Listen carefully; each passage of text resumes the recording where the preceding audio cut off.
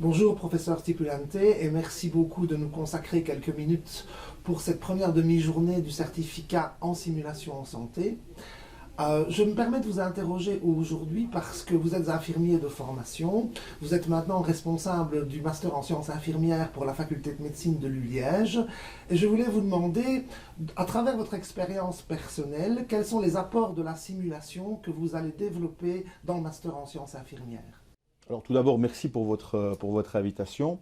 Alors la simulation, je suis tombé dedans quand j'étais petit en fait, hein. C'est-à-dire que dès mes études d'infirmier, dès mon baccalauréat, les infirmiers sont habitués effectivement à faire des jeux de rôle, à faire de la simulation dans tous les ateliers d'apprentissage de nursing en fait. Et donc on joue effectivement avec des mannequins. Peu de temps après, j'ai été amené dans ma carrière professionnelle à travailler dans un domaine du préhospitalier, donc sur des fonctions SMUR, où les formations de type ERC, hein, qui sont connues partout en Europe finalement, utilisent énormément également des séquences en simulation dans le cadre de la gestion de l'arrêt cardio-respiratoire. Ensuite, j'ai désiré poursuivre mon parcours académique par une thèse de doctorat et dans l'intégration, la gestion finalement de cet arrêt cardio-respiratoire par des opérateurs 112 lors d'appels téléphoniques.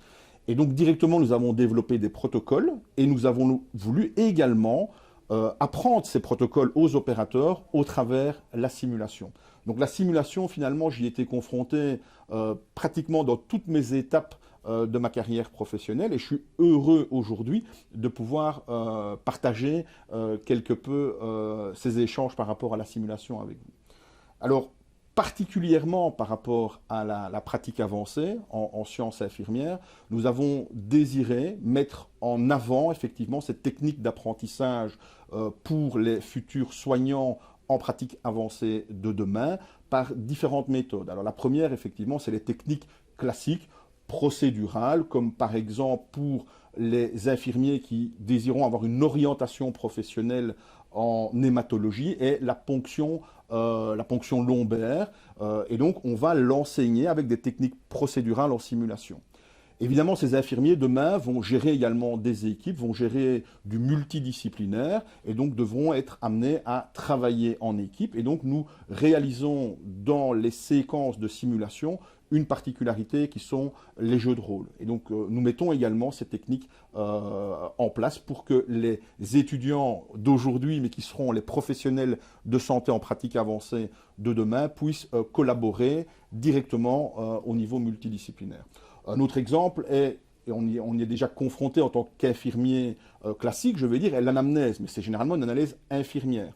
Dans le cadre de l'IPA, ils devront être confrontés à plus de spécificité médicale, et donc on va leur demander de faire l'anamnèse médicale. Pour éviter effectivement les désagréments, les erreurs de jugement de départ, au lieu de les confronter directement avec des patients, nous allons les confronter avec leur père et avec des mannequins haute fidélité pour que ces anamnèses puissent être faites également en simulation et que l'erreur puisse naître, car pour pouvoir avancer et avoir du succès, il faut commettre des erreurs. Monsieur le professeur, je vous ai entendu parler de votre autre casquette, si je peux me le permettre, votre casquette de directeur opérationnel du Centre 112 de Liège.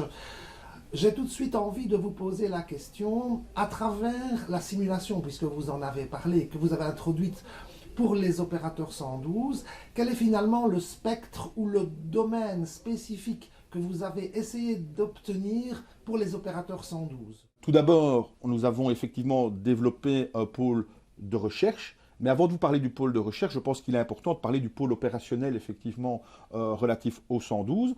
Il faut comprendre que la simulation s'est inscrite depuis 6 à 7 ans complètement dans notre processus de formation, et aussi bien en formation de base, donc les opérateurs qui arrivent ici au centre 112 sont pour la plupart non issus du domaine médical. Alors on a effectivement quelques infirmiers, quelques ambulanciers, mais ce n'est pas la norme. C'est des personnes qui ont postulé à l'État et qui ont été engagées, mais qui n'ont pas de formation médicale à la base. Donc nous les formons effectivement sur un processus qui dure approximativement 3 mois.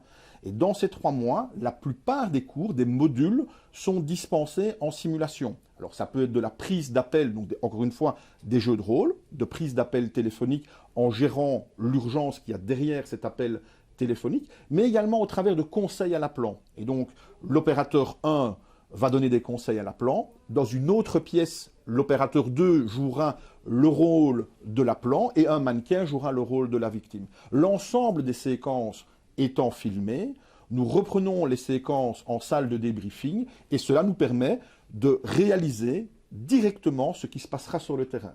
Et donc, ce processus d'apprentissage, jeu de rôle, simulation filmée, débriefing, nous permet de faire évoluer nos opérateurs de manière efficace sur ce processus de 3 mois. Donc, inscription en formation de base, mais également inscription en formation continuée. L'ensemble des opérateurs ici a une formation de 40 heures de formation continuée par an, dont la plupart s'inscrivent également dans le processus de simulation.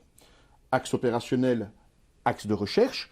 Au niveau de la recherche, évidemment, le Centre 112 de Liège, avec son affiliation et le relais que je peux faire par rapport à l'Université de Liège, développe énormément de recherche en simulation, plus particulièrement, effectivement, par rapport à la gestion des appels 112. Nous l'avons fait et nous avons publié plusieurs articles sur la prise en charge de l'arrêt cardio-respiratoire à distance par les conseils qu'un opérateur 112 peut donner.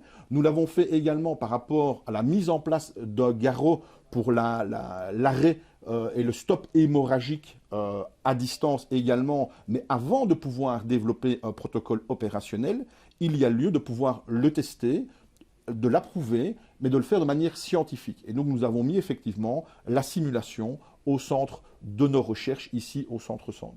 Monsieur le professeur, je vous remercie beaucoup pour ces quelques minutes que vous nous avez consacrées. Je vous souhaite une excellente journée et à bientôt. C'est moi qui vous remercie et je souhaite une excellente journée aux candidats du certificat interuniversitaire en simulation.